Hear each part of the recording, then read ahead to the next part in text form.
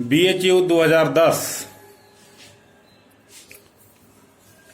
Question number 3। Bernoulli equation is the equation of, first option है conservation of mass, second option है conservation of linear momentum, third option है conservation of angular momentum और fourth option है conservation of energy. तो answer हो जाएगा fourth, conservation of energy. आप कहीं भी देखेंगे कि बर्नौली इक्वेशन लिखा हुआ है इस फॉर्म में, P1 बटा rho G plus V1 square upon 2G plus Z1 equal to P2 square upon rho G plus V2 square upon 2G plus Z2। Direct ऐसे क्यों नहीं लिखा हुआ है कि pressure energy first, pressure energy 1 plus kinetic energy 1 plus potential energy 1 equal to pressure energy 2 plus kinetic energy 2 plus potential energy 2। ऐसे नहीं लिखा हुआ है, ये लिखा हुआ है pressure energy per unit weight या kinetic energy per unit weight. Unit weight का मतलब समझते हैं? यूनिट वेट का मतलब होता है वेट पर यूनिट वॉल्यूम। जितना भी वेट है उसका यूनिट वॉल्यूम में जितना वेट है, यूनिट वॉल्यूम में वेट हो जाएगा mg अपॉन वॉल्यूम। mg को क्या कहते हैं हम? मास को कहते हैं डेंसिटी बराबर मास बटा वॉल्यूम। तो मास को कहते हैं density into volume, density into volume into G. mg के जगह पर हो गया density into volume into G और अपॉन वॉल्यूम कर देंगे तो बचेगा क्या? रो जी। तो इसी फॉर्म में लिखा होता है, कहीं कहीं ऑप्शनल क्वेश्चन में पूछ दिया जाता है। ऑप्शन में पूछा जाता है कि इस इक्वेशन में हर एक टर्म किस टर्म में है। तो हर एक टर्म किस टर्म में है? तो प्रेशर एनर्जी है, pressure energy per unit wait के टर्म में। काइनेटिक एनर्जी है, kinetic energy per unit wait के टर्म में। और पोटेंशियल एनर्जी भी है, potential energy per unit wait के टर्म में। तो चलिए next question, question number 4। Identify the incorrect और फॉल्स स्टेटमेंट। आइडेंटिफाई करिए कि कौन सा स्टेटमेंट गलत है। तो पहला है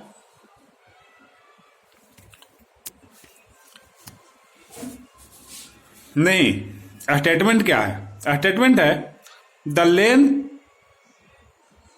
सॉरी, आइडेंटिफाई द इनकरेक्ट और फॉल्स स्टेटमेंट। गलत स्टेटमेंट को पकड़ना है। अब देखिए क्वेश्चन कहता है कि the length of flow path for a flow through foundation of A hydraulic structure can be increased by providing. देखिए डैम जो है ना, हाइड्रोलिक डैम, उस सीपेज के द्वारा फेल्यूर होने का चांस सबसे ज्यादा होता है। 10-12 तरीके से फेल करता है। फेल करने के 10 या 12 तरीके होते हैं। हाइड्रोलिक फेल्यूर, स्ट्रक्चरल फेल्यूर और शायद कंप्रेसिव फेल्यूर, ऐसा कुछ होता है। तो हाइड्रोलिक फेल्यूर में भी 3 तरह के फेल्यूर है, जिसमें एक मुख्य सबसे मेन है सीपेज फेल्यूर। तो वही सीपेज फेल्यूर से एक क्वेश्चन है। सीपेज में क्या होता है? डैम के नीचे से पानी जो है रिसता है, तो रिसता है ऐसे धीरे धीरे रिस रहा है, इधर बाहर निकलेगा तो धीरे धीरे एक पाइप टाइप का बनाने लगेगा, लंबा चौड़ा होल बनाने लगेगा, जिससे कि हमारा डैम नीचे आ जाएगा। तो ये फ्लो पाथ ही हुआ ना। तो क्वेश्चन कह रहा है कि flow path increases the length of flow path for a flow through foundation of A hydraulic structure can be increased by. तो देखिए यही अगर डैम का फाउंडेशन है, यहां से हम यहां आ गए तो मान लीजिए 10 सेंटीमीटर चला, तो लेंथ ऑफ फ्लो पाथ कितना है? 10 सेंटीमीटर। लेकिन इसके नीचे हम एक अगर स्ट्रक्चर ऐसा बना दे, इसको कहते हैं कट ऑफ वॉल, तो अब क्या होगा? अब फ्लो सीपेज पहले यहां से तो यहां आ जाएगा, फिर यहां से यहां, फिर यहां से ऊपर, फिर ऐसे, और अगर मान लीजिए कि यही कट ऑफ वाले यहां भी रहता तो यहां भी ऐसे जाता, फिर नीचे आता, फिर ऐसे जाता, ये लंबा हो जाता, तो सीपेज होना अब मुश्किल हो जाता। तो ऑप्शन नंबर फर्स्ट है an upstream clay blanket. Upstream clay blanket का मतलब होता है कि डैम पर जिधर से पानी आ रहा है उधर पर नीचे क्ले का ब्लैंकेट, क्ले का एक हेवी लेयर तैयार करना। तो क्ले का हेवी लेयर तैयार कर देंगे तो ये भी हमारा सीपेज लेंथ को बढ़ा देगा। दूसरा ऑप्शन है a downstream cutoff wall, जो अभी हम आपको बताया कि डाउन स्ट्रीम पर जिधर से पानी निकलता है उधर कट ऑफ वॉल बनाना। तो कट ऑफ वॉल बनाएंगे तो फिर सीपेज वैसे ही हो आएगा, सीपेज का पाथ लंबा हो जाएगा। तीसरा ऑप्शन है up stream cutoff wall. तो अप स्ट्रीम पर भी अगर कट ऑफ वॉल बनाते हैं तो भी सीपेज का पाथ लंबा हो जाएगा। तो तीनों तो सही है, तीनों जो है तीनों ऑप्शन हमारे तीनों option length of flow path को बढ़ाता है। तो फॉल्स कौन है? तो कोई फॉल्स नहीं है।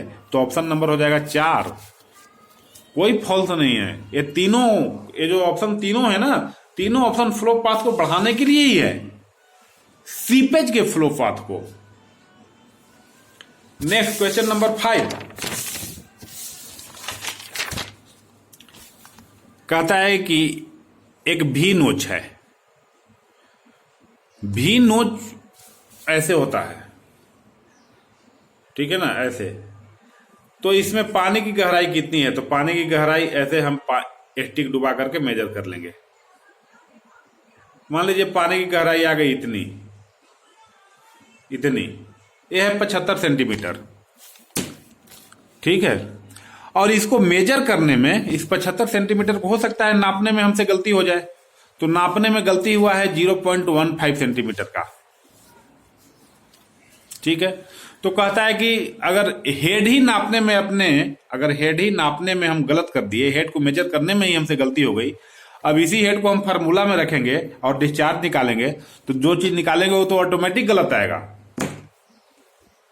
आपने हमको क्रैमुल विक्रैमुल का गलत डाटा दिया, तो अगर हम लाभ निकालेंगे तो लाभ गलत ही आएगा ना रिजल्ट। बस वही पूछा है, हेड में 0.15 सेंटीमीटर की गलती हुई है, ठीक है, और 75 सेंटीमीटर आया है हेड नापने में, लेकिन एग्जैक्ट हेड है कितना, चाहे 0.15 सेंटीमीटर कम है 75 से, या 75 से 0.15 सेंटीमीटर ज्यादा है, तो इतने की गलती हुई। तो डिस्चार्ज मेजरमेंट में क्या होगा? तो आप पढ़े होंगे डिस्चार्ज थ्रू 90 डिग्री भी नोच। भी नोच बहुत तरह के होते हैं, कोई मान लीजिए 50 डिग्री भी नोच है, कोई 90 डिग्री का भी नोच है, किसी में 90 डिग्री का एंगल है, किसी में 50 डिग्री का एंगल है, किसी में 120 डिग्री का एंगल है, लेकिन मोस्ट कॉमनली 90 डिग्री भी नोच यूज होता है। और फार्मूला है बहुत लंबा चौड़ा डिस्चार्ज का, लेकिन 90 डिग्री भी नोच वाले का फार्मूला जो है ना वो छोटा हो जाता है, क्योंकि फार्मूले में आता है tan θ/2, तो tan θ है 90 डिग्री, 90 डिग्री बाई 2 45 डिग्री, तो tan 45 का वैल्यू 1 हो जाता है।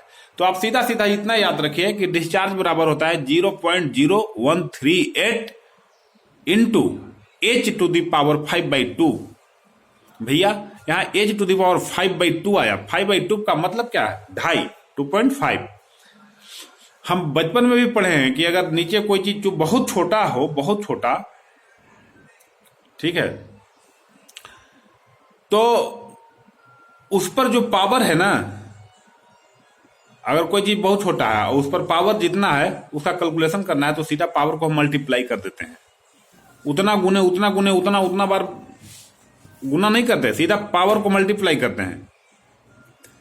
तो देखिए यहां पर हमारी एरर कितनी है, 75 सेंटीमीटर में 0.15 सेंटीमीटर की एरर हुई है, तो ये तो चूकी का हिसाब हो गया। परसेंटेज एरर निकालना है हमें, 75 में ही 0.15 की गलती हुई, तो एक में कितने की गलती होगी? अब ऐसे आप ध्यान रखिए कि 75 में 0.15 की गलती हुई, तो 25 में कितने की गलती होगी? 1/3 है 25, तो 1/3 होगा, 0.05 होगा 25 में। तो 100 अगर रहेगा तो कितना होगा? तो 100 में दोनों जुड़ जाएगा, 0.15 और 0.05, तो हो जाएगा 0.2। कितने का एरर हो जाएगा? 0.2 का, और 0.2 पर पावर 2.5, तो हमको क्या करना है? 0.2 गुने 2.5 करना है, तो आ जाएगा कितना? 0.5। तो आपका ऑप्शन में दिया हुआ है, सेकंड ऑप्शन में 0.5, फर्स्ट ऑप्शन में है 0.3, थर्ड ऑप्शन में है 1, फोर्थ ऑप्शन में है 1.5, तो ऑप्शन नंबर सेकंड इसका सही आंसर हो जाएगा। और जो हमने आपको फार्मूला बताया, इस फार्मूले में जो डिस्चार्ज है वो लीटर पर सेकंड में आता है, और एच किस में रखना है? सेंटीमीटर में। फिर से सुन लीजिए, फार्मूला क्या है? डिस्चार्ज बराबर 0.0138 into H two the power 2.5। Another unit में रखने के लिए फार्मूला अलग है। फार्मूला तो बेसिक एक ही है, यूनिट कन्वर्जन में हो जाता है अलग। नेक्स्ट क्वेश्चन नंबर 6 है, net outgoing long wave radiation is equal to, net outgoing long wave radiation, इसको समझ लीजिए अच्छे से। Net outgoing long wave radiation का मतलब क्या होता है?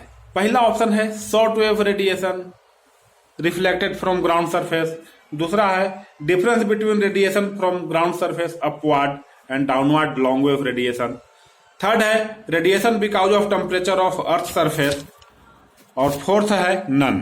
तो सेकंड नंबर ऑप्शन इसका सही हो जाएगा। अब क्वेश्चन क्या कहता है सुन लीजिए। क्वेश्चन कहता है net outgoing long wave radiation कितना होता है? यह है पृथ्वी का सरफेस, इससे जाने वाला वापस लौटने वाला लॉन्ग वेव रेडिएशन, ठीक है। तो देखिए सूर्य क्वेश्चन है अर्थ एनर्जी बजट, अर्थ के एनर्जी बजट से रिलेटेड, इसी में हमें पढ़ना है long wave radiation, incoming long wave, outgoing short wave, जो भी है इसी में पढ़ना है। अब बात आ गई कि सूर्य जो हमें एनर्जी भेजता है ना, इलेक्ट्रोमैग्नेटिक रेडिएशन, उसको हम 3 पार्ट में देखते हैं, एक तो विजिबल, एक इंफ्रारेड और एक अल्ट्रावायलेट। तो आपको पता होना चाहिए, बेसिक नॉलेज पहले से ही पता होना चाहिए कि इंफ्रारेड का इंफ्रारेड का वेवलेंथ सबसे ज्यादा होता है। अगर सिर्फ सूर्य से आने वाली किरण की हम बात करें और उसमें भी बोल दें लॉन्ग वेव रेडिएशन, तो आंख बंद करके समझिए इंफ्रारेड रेडिएशन। जैसे मैं आपको बोलूं देश में अहिंसा, तो लोगों को महात्मा गांधी का नाम याद आ जाता है, या फिर मैं बोलूं महात्मा गांधी तो ऑटोमेटिक अहिंसा का नाम ये जुड़ा हुआ है। उसी तरह से 3 ही कैटेगरी का तो रे भेजता ही है सन, तो उन 3 कैटेगरी में सबसे ज्यादा वेवलेंथ होता है इंफ्रारेड का। अब इंफ्रारेड से आपको लाइट नहीं मिलता,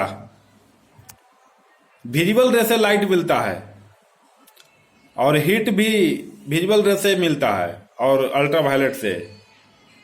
इंफ्रारेड से ज्यादा हीट नहीं मिलता ना ज्यादा लाइट मिलता है, कम एनर्जी होती है। तो जो भी इंफ्रारेड आता है पृथ्वी पर, अब बताइए कि पृथ्वी पर आया, पृथ्वी को गर्म किया, तो हमेशा गर्म करते रहेगा? पृथ्वी भी स्टडी स्टेट में आना चाहेगी ना, जितना हीट लेगी उतना हीट देगी, फिर जितना लेगी उतना देगी, चाहे दिन में लेगी तो रात में देगी, भाई बैलेंस तो होगी, नहीं तो टेम्परेचर बढ़ते जाएगा, दिन हमेशा ही रोज ही बढ़ जाएगा। तो बैलेंस होने के लिए क्या होता है कि अर्थ भी अपना एनर्जी को इमिट करता है, बाहर निकालता है रेडिएशन के थ्रू।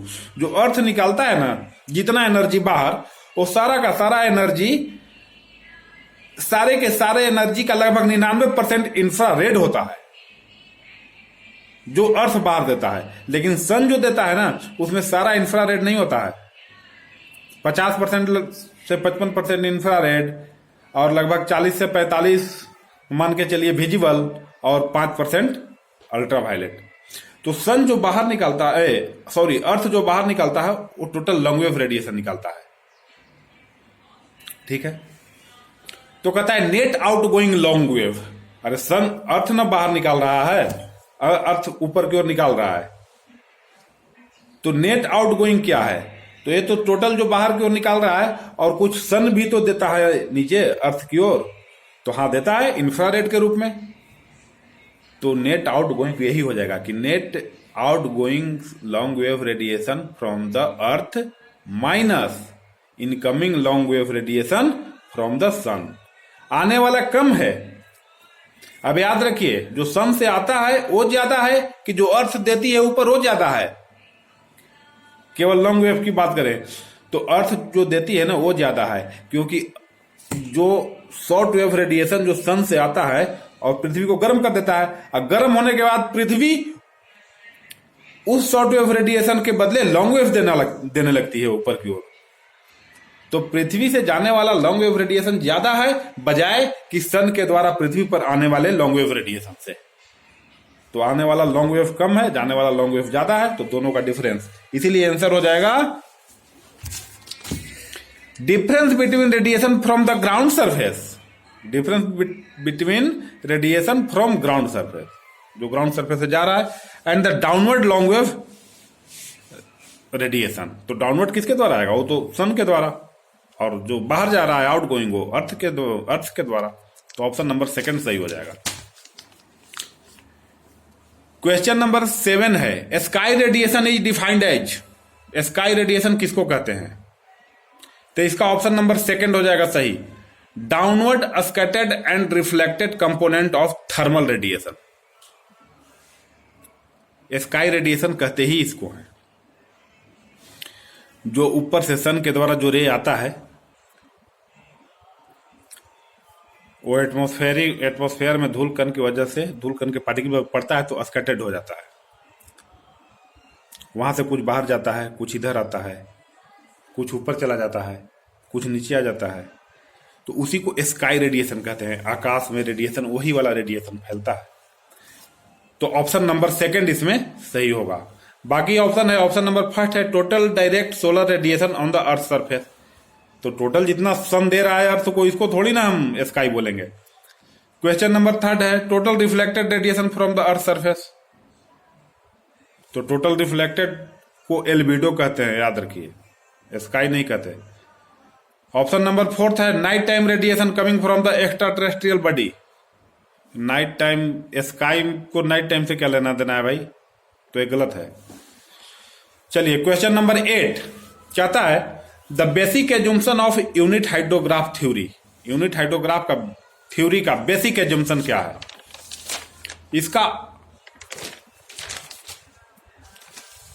इसका ऑप्शन नंबर क्या सही है वो तो नहीं पता, हमने ऑप्शन लिखा ही नहीं है। लेकिन जो थ्योरी है वो है linear response and time invariance. ठीक है, हाँ, आपके ऑप्शन में याद आ गया, आपके ऑप्शन में ऐसा ही कुछ रिलेटेड होगा। Linear, non linear response. देखिए, लीनियर रिस्पॉन्स पहला टर्म और दूसरा टर्म टाइम इनवेरियंस।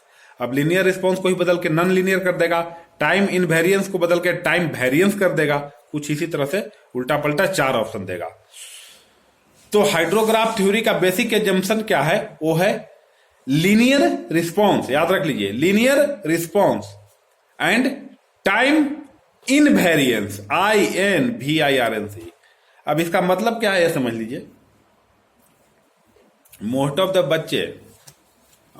बच्चे नहीं, most of the people who qualify the any types of exam but not get the meaning of this types. ठीक है, और फिर वो कहेंगे कि जब तुम समझ गया तो तुम तो कहीं से समझा होगा ना, तो कहीं तो लिखा ही है, लिखा तो ही है लेकिन समझने में दिक्कत होता है। आप ये समझिए, लीनियर रिस्पॉन्स का मतलब क्या होता है?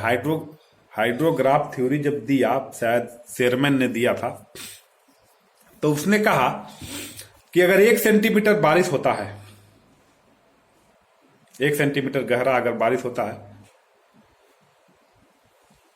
तो रन ऑफ मान लीजिए 10 मीटर क्यूब पर सेकंड हुआ। भाई बहुत बड़ा समुद्र है, समुद्र में 1 सेंटीमीटर बारिश हो गया फालतू। अब वो 1 सेंटीमीटर जो हो गया वो कहीं ना कहीं रन ऑफ होगा।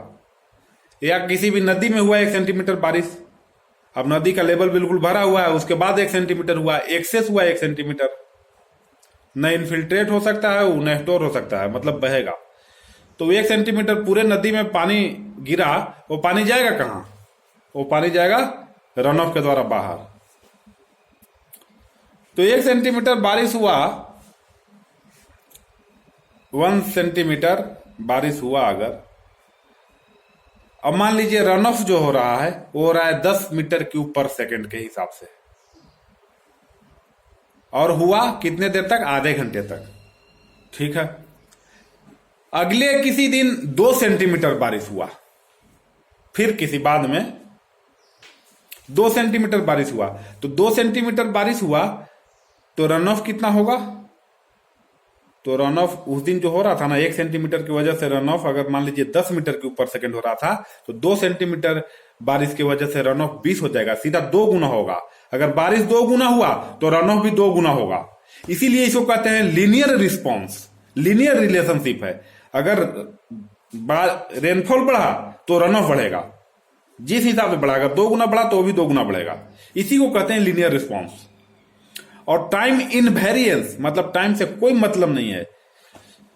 तो पहले केस में अगर मान लीजिए आधे घंटे तक रन ऑफ हुआ, 1 सेंटीमीटर बारिश की वजह से रन ऑफ कितना हुआ? आधे घंटे तक। तो 2 सेंटीमीटर बारिश की वजह से रन ऑफ कितने देर तक होगा? तो आधे ही घंटे तक। टाइम पर कोई फर्क नहीं पड़ेगा, इसीलिए कहते हैं टाइम इनवेरिएंस। आप जब हाइड्रोग्राफ बनाएंगे तो नीचे लैग टाइम आएगा, आता है लैग टाइम, जिसको कहते हैं लैग टाइम। तो लैग टाइम में कोई चेंजिंग नहीं आता है, आपके हाइड्रोग्राफ में चेंजिंग आ जाएगा। अगर 1 सेंटीमीटर के कारण ऐसे है तो 2 सेंटीमीटर के कारण यूं बड़ा सा हो जाएगा, ऐसे बड़ा सा टीला बनेगा, ऐसे बड़ा सा टीला। अगर 1 सेंटीमीटर के कारण ऐसे छोटा टीला बना है तो 2 सेंटीमीटर के कारण बड़ा बनेगा, मतलब रन ऑफ ज्यादा होगा। लेकिन जो नीचे का लैग टाइम है वो हमेशा कांस्टेंट होगा। हालांकि हकीकत में ऐसा नहीं होता, लेकिन इसको माना गया है, इसी को मान करके सारा डेरिवेशन आगे किया गया है। तो एक क्वेश्चन नंबर हो गया 8। क्वेश्चन नंबर 9 अगला वीडियो में।